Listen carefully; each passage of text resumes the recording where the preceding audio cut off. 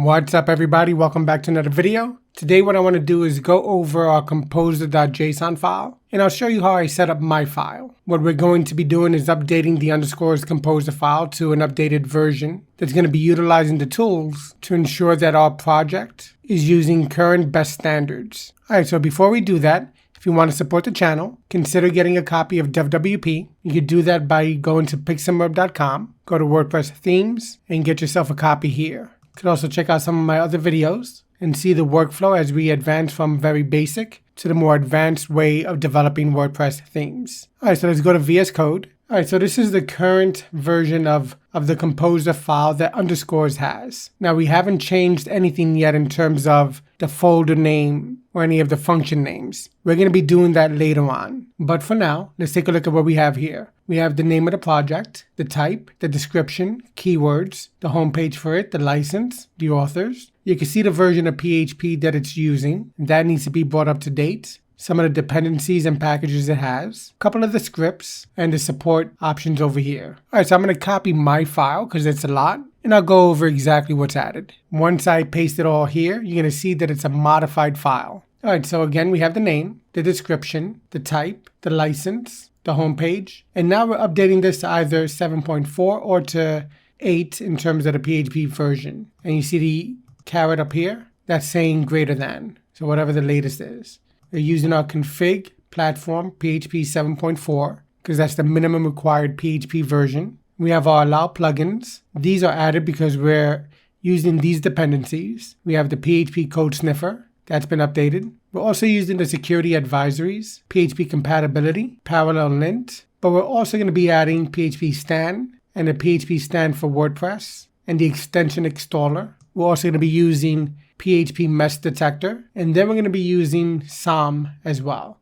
Now these are linters, PHP Stan, PHP parallel lint, PHP MD, PHP SOM. We have the plugin for WordPress there. Then we have the coding standards, the CLI bundle. We have another linter over here called fan. We have the WordPress stubs. We're also going to be going over PHP unit. So we need the polyfills for that. And then we need the WordPress version for PHP unit. And then we have another linter over here, PHP insights. So we have static analysis tools. And what that is, they're linters that scan your project based on a set of rules to make sure that things are the way they should be. It does that by using your PHP doc blocks and also taking a look at different patterns on how to code PHP. This will make sure that your code is following current best practices. We're including the extension.neon, and then we have our scripts.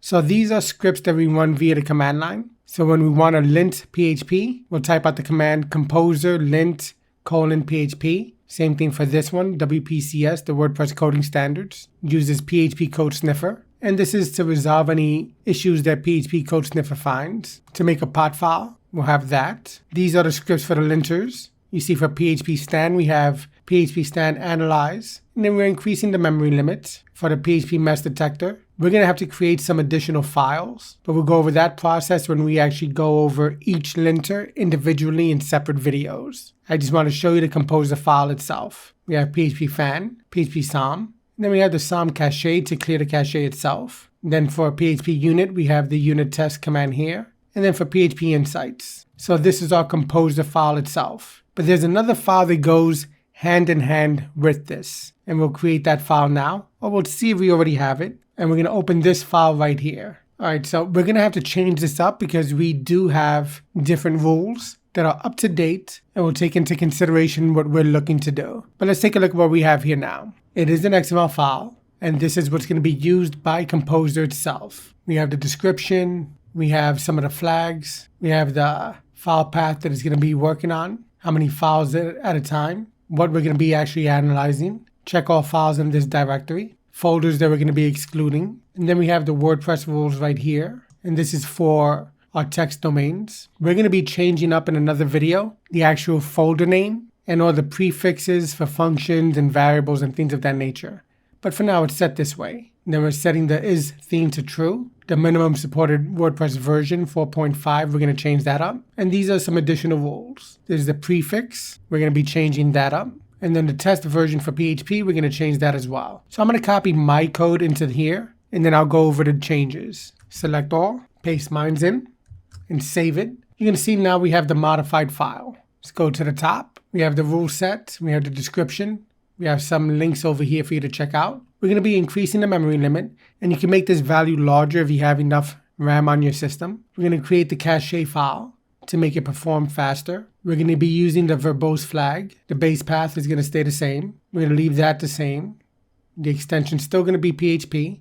We're going to add colors to it. These are the files and folders that we're going to be excluding from pattern matching. Some of these we don't have yet, but we're placing it here, so that way we have that set up. We're going to use the core WordPress Coding Standards, and then also bring in the extras. We're going to exclude this over here, exclude the arrays, disallow short array syntax. We're going to also exclude the unused function parameters. Now, the reason why I'm going to be doing this is because we are going to have some parameters that are not going to be necessarily used. And I'll go over that when we get to those files, and I'll explain why we're doing that. And then because of our linters, we're going to be excluding this one right here as well. I'm going to add an extra rule for the to-do. So if we add any to-dos into our PHP doc blocks, this will be registered as well. Then we have the WordPress docs. For the text domains, we're going to be using DevWP. Now, if you're going to be working on your own project, change this to whatever value you want for your theme name. Theme is still going to be true. We're going to set this to a minimum WordPress version of 6.0. And these are going to be carried over from the previous version. They stay the same. And here the prefix for all globals is going to be devwp_. And then for the PHP compatibility rule, we updated this to 7.4. And by using the dash over here, that's going to signify or later. And then PHP compatibility, WP, bring in that rule set. And then these are just some other items over here that we're just changing up. So that's the phpcs.xml.dist file. Take a look at the code. I will most likely add this for free on my website where you could just copy and paste it. And I'll leave a link to that in the description area. And take a look at the Composer file. It's composer.json and phpcs.xml.dist. So now if we go to our terminal, we're in the root of our theme itself. We could type out composer install. It will then go through our composer.json file. It'll take a look at the dependencies over here, and it'll start installing them into your system. This process will take a while because we are installing a lot of different packages. But once it's done, you're going to see what installed. You'll see what messages it has. You can take a look at that. If you need to update Composer itself for the actual Composer software, you can type out Composer self update. It'll see if you're already using the current stable version. If you are, you'll get this message. If not, it'll go through the process of installing the latest one. And if you need to update the modules or the dependencies or packages that you installed, you type out Composer update and hit enter. It'll scan what you currently have, and it'll go through the process of updating anything that's out of date. And now let's take a look at some of those scripts that we have. And a matter of fact, what I'll do is I'm going to put the panel position to the right for now. So now we're going to lint our project, not with all of them, but with the WordPress Coding Standards.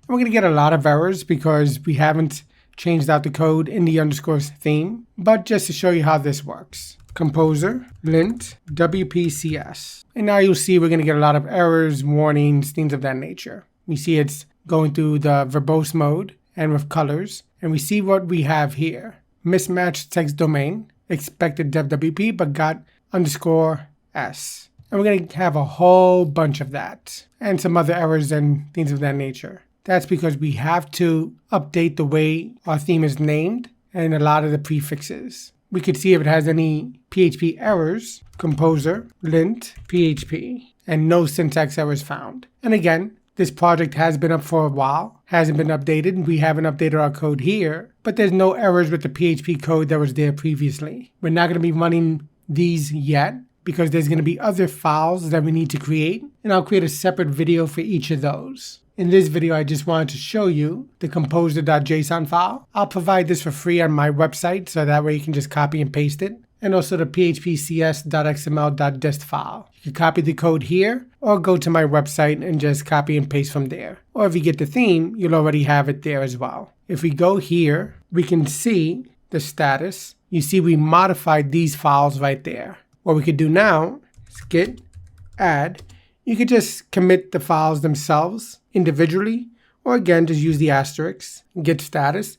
Now you see they're staged and they're ready to be committed. So for that, we can say git commit -m, single quotation marks, updated composer, and the dist file. And now you see we're working on the clean tree. And you see it's been changed in the editor over here. It's no longer to be modified, or it's no longer modified. Now it's just working on the clean tree. All right, so that's the composer and the phpcs.xml file. Again, you can check out my website and get the code from there. And if you want to support the project DevWP, then head on to my site. You can make a purchase. It'll have all the files and folders and the documentation on how to create an efficient and productive workflow when developing custom WordPress themes. All right, hopefully you enjoyed the video. If you did, give it a thumbs up. Don't forget to subscribe. Hit that notification icon, and I'll catch you in the next video. Happy coding.